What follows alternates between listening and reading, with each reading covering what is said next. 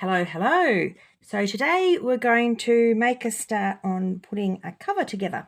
I've gone ahead and printed my two cover pieces, and I've also printed the spine. I've scored them, and I've cut some cardboard to fit. So these are I use pizza boxes. These are not as large as dimensions here. I have shrunk them just a little bit so I can get my pizza boxes to fit in. So what I'm going to do is, this is misprinted on the back, doesn't matter, it's going to be hidden. I'm going to go ahead and glue the covers down. Now I'm not going to glue the spine for now. I'm going to start off with these ones, then I'm going to come back and we're going to start putting it together. What we're going to do is glue these flaps here. Make sure I've got this lined up correctly. Actually, no, I want this one to be the front. So my front on the left, back on the right. And we're going to glue these covers to the spine like so. Oops. So the flap is on top. Okay. But first off, I'm going to glue these and then we'll come back and then we'll glue this section on together. Our last piece of cardboard will fit down the middle. Now I do cut these cardboards very slightly on the small side, and that's to give enough room for the paper to be able to move. If you get them right up against, you have a hard time getting that cover to bend. So first things first, I'm going to get these glued down, then we'll come back and start assembling. Okay, so I'm back. I have these guys glued on with the cardboard glued down. As I mentioned, I haven't glued these yet. They're our next step. So I want that one for my cover, that one for my back. I'm going to go this way. Now we can actually start to glue with the spine. So the first step is to glue the cover flaps on top of the spine that way, and then that one that way. So we shall do that and come. Oh, I might as well just do it now. Let's do it. Let's do it together. Okay. So just popping glue down this flap.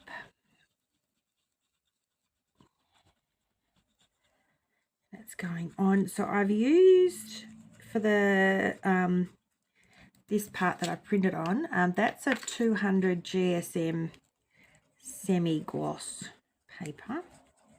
And as I mentioned, the cardboard is my pizza box.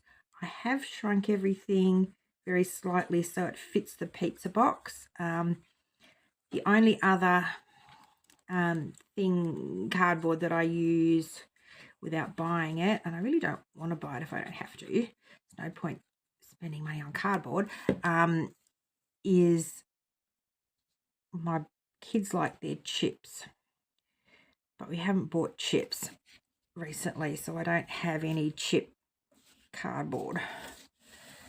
So I'll just have to wait, but this will work in the meantime, and my pages will still fit, even though I have made this slightly smaller than what I would have originally planned on, which are those measurements there in inches. So they are very slightly smaller, but not a problem. Okay, so I've got that one glued down. I'm going to do the other side. Same. And this glue is just a PVA, a clear PVA glue. It's one of those in front of the TV things of filling these little bottles. But I kind of like when I'm filling these just because I get a bit of control. So I did have a bigger one at one point, but I don't know where it's gone. So I'll have to dig it out because this can be a little bit aggravating, getting this on here. I do also use double-sided tape too at times. Just get that glue off my table because I don't want to stick my cover there accidentally. So I'm just going to pull that up to there, down to there, and flip that over just to make sure it's all going to line up. And if I flip those down, yep, they're pretty straight across there, which is what I want. And that's my next step. So this is what I can use too. I don't use this is a double-sided tapes. They're quite small, but I don't use them when I'm trying to glue down flaps, just because I don't want any of the flaps kind of sticking up. So if I put a piece of tape down there, I've kind of haven't glued right to the edge here, so that's not going to work. Okay, so they're my covers, so I can get a little bit of an idea of what it's going to look like now. Last step for this part of it is to glue my cardboard piece down the middle, and always do make sure, now I've undercut these side pieces a little bit. You can see this one's quite significantly undercut, but because I'm using 200 GSM paper, by the time I fold that over, that's not going to make too much difference to the rigidity of that edge, so I'm okay with that. I do like to make sure that I do have a gap on either side. So I've got a gap down here, I've got a gap down here. That means when my board gets folded up, as it will, there's room for those pieces to fold over, and they're not so together that the fold doesn't work. So that's working there. So now's when I might actually use a combination of the glue and the double-sided tape. So the double-sided tape, I'm just going to go straight down the middle, tear it off there, and I'm going to put my glue around the outside, and then I'll pull that up, and this makes sure that I get glue. This little glue is getting the glue kind of close to the edge, which is where I need it, and the double-sided tape will just stop this this piece from kind of bowing out. Sometimes you can see, particularly with the bigger boards, that if you only glue the edges and you don't glue the middle, sometimes you can kind of end up with it almost not coming apart, but you can kind of see that it's not fixed. So I just use the double-sided tape to kind of fix that those center parts down. And what it means too is, because it's a double-sided tape, it's not going to leave you're not going to have any kind of wrinkling from water. So I'm just going to pull that off, so that'll stick my middle bit down. I've got the other stuff to stick my edges down, and just push that in. Okay, so that's kind of the base of my cover done. Now I've got to just do all this folding over and do the inside, but it's kind of coming together. You can sort of see it's coming together. So next step is, there's a couple of ways you can do this next step. I tend to, you can use, these are the other what do you call it, spines that were printed off on the sheet. I'm not going to use those today. I've got this that misprinted, the colours aren't exactly right, but I'm just going to use it for a little bit of scrap that's got some colour on it. So what you'll find is, and now I find this because my sight isn't great, and I tend to work at night, so I tend to not be as precise as maybe I could be with some of this measuring and cutting, and that's meant that at the corners you'll find sometimes that they don't quite cover the paper underneath. So I've just cut that little guy out. We'll chop him up and use him to just make sure that when we fold these corners over, so you see here I fold the corners over, I haven't done a particularly precise job, and I've got this gap there that's going to show. So if I stick these down, I'm going to have this white bit. I'm not that fond of that idea. So what I'm going to do is I'm just going to glue in another little piece, which is just going to hide that.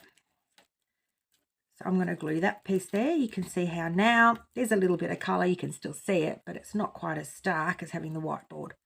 I'm going to do that to the four corners. I've got 4 little squares, and I'm just going to make sure it lines up with where my folds are. And that's just a function of my sight being not great and working at night and that lack of precision. And often I'm just doing it for fun and probably not being as careful as I might be. So there are ways around it though to make sure that it doesn't mess you up. Okay, so that one's in there. There's still a little bit of colour, a little bit of white, you can see. I may just cover that with a little bit of texture. So that's that corner in. Just work through and put all these corners in. It also just adds to reinforce them a little bit. Give them a little bit of extra rigidity. Okay.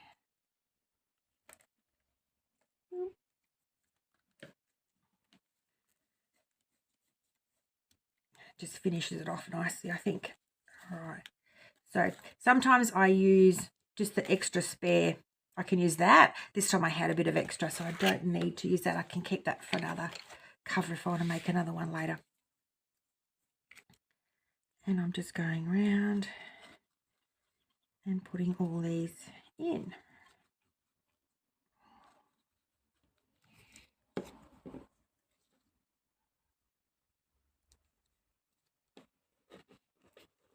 Okay. Last one. So I can do these under, but if you get really excited, you can put them on top too. It doesn't really matter.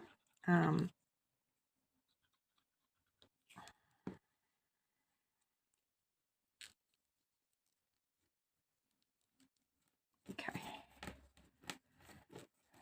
So there, my corner reinforcements done.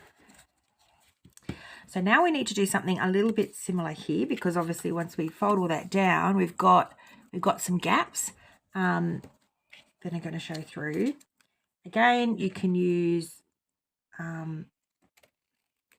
any sort of strips of extra you've got lying about. Are these going to fit? I don't think these are going to be big enough. No, not quite big enough. So I'm going to have to cut another one. That's all right. We can do that. I actually quite like this dark piece here. I might use that. So these don't have to be, this one that didn't print quite well is another piece of 200 GSM, but it doesn't need to be. You're okay with general paper for that too. So, all right. So I just kind of want a strip to go in here. That's going to fill in those little gaps. Probably only needs to be about this wide. Cut there. Got 2. Okay. So my strip needs to go in there. Now what I'm going to do is I just use an old ballpoint pen for this. You can use an awl if you want. I'm just going to push that. This ballpoint pen's empty, so I'm just pushing the paper down into the gap so that when I bend it, we're going to be able to bend and use that as that kind of bend as a joint. And that will work quite well without us having to stretch the paper or anything like that.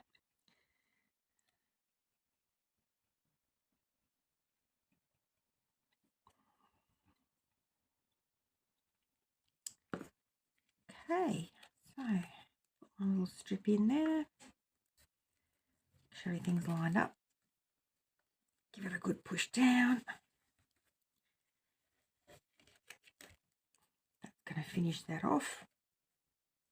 What we will do is then put the backing paper over the top of all of this, so that will cover this up. But you can do the backing paper in a few different ways too. You don't have to do it right to the edge. I think I've got this one here, which you can see I haven't done the backing paper right to the edge.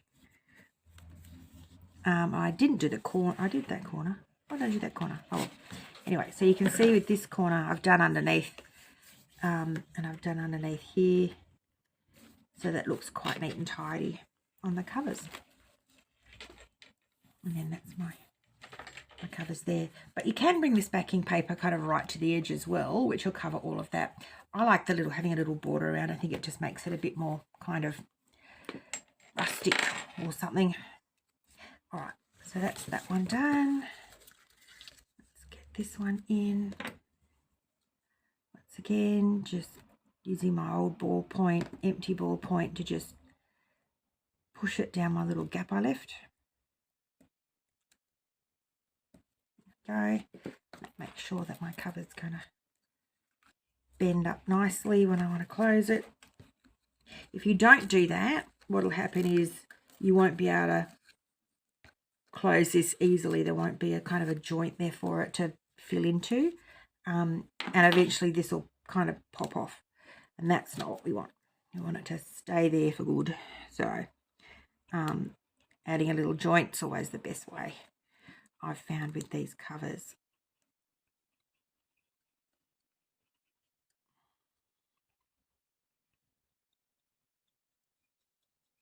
Okay.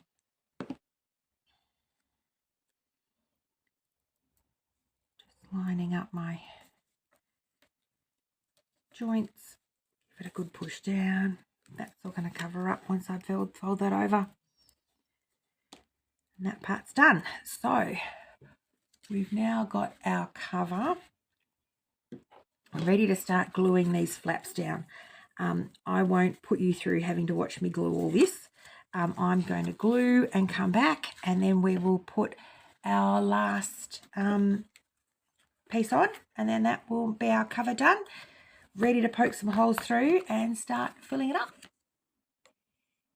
Okay, so I'm back. I've got everything glued together.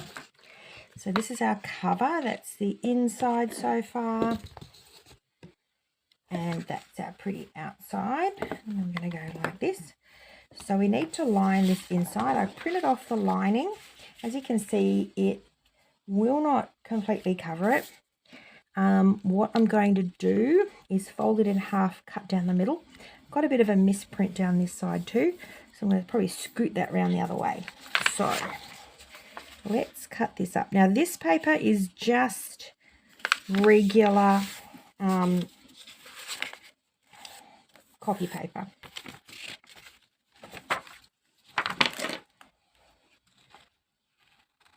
I kind of like the matte on the inside. I think it just softens everything a little bit. All right, so I'll cut that way, go around this way. So I'm going to paste that one there, paste that one there, and then that gives us a strip down the middle. And I'm going to cut this extra backing, extra spine out. I'm going to use that to cover my gap down the middle. Kind of like this blue-green one goes in my other. Everything else was kind of blue-green for this one, so this is going to match. Again, this is just going to add a little bit of rigidity to this. Okay, that's that cut out.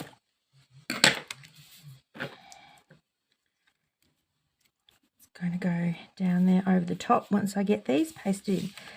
So I'm going to go and paste these and give my hands a good wash, because I feel like I've got glue all over myself, and we'll come back and have a look at the finished cover. Okay, so I'm back. We have a finished cover. That's my inside. So all done. I did make one little mistake, which I will point out to you so you don't make it too. With the paper on this side, I folded it and then glued it. And this sort of shows my point. So that's all nice and clean when I bend that cover up. With this side, I neglected to, and you can see it's bunching because I didn't fold it up before I glued it. So fold your paper and then glue it so that you don't get this bunching. Now, it's not a huge issue, and it really only is kind of obvious when it's half folded, and by the time I fill it, you're not really going to tell, but I just thought I'd point that out. So all done. What I probably will do is add a bit of edging. This particular paper does tend to kind of fray a little bit, so I kind of like to put even a little bit of clear tape around the edge just to preserve it so it's not so rough and doesn't get worn through. Might work. I've got some fabric as well. And then I just need to work on my signatures to go in. This is one I've done before. You can see at the back I actually did the same issue with the paper, and I've got some folding down here. It's really not very noticeable, but it always is a good idea to just fold that in a paper before you glue it. And that's the middle, so you can see I've reused a spine to go in there. Yeah, so they come out quite nicely, I think. So that's how you do it. If you've got any questions, please do let me know. I then will go through, and my favourite type of binding that I'm using at the moment is a brad binding, which is just basically you just use the little brads to push through, and that holds your pages in. So I don't use a lot of twine or anything. I like this because it means that if I want to come back and add more pages, it's really easy to do that. And you end up with the brads on the outside, which kind of look kind of cute too. So obviously lots of different ways. That's what I'm using at the moment. So yes, please do reach out with any questions you've got, and happy crafting. Thanks for following along.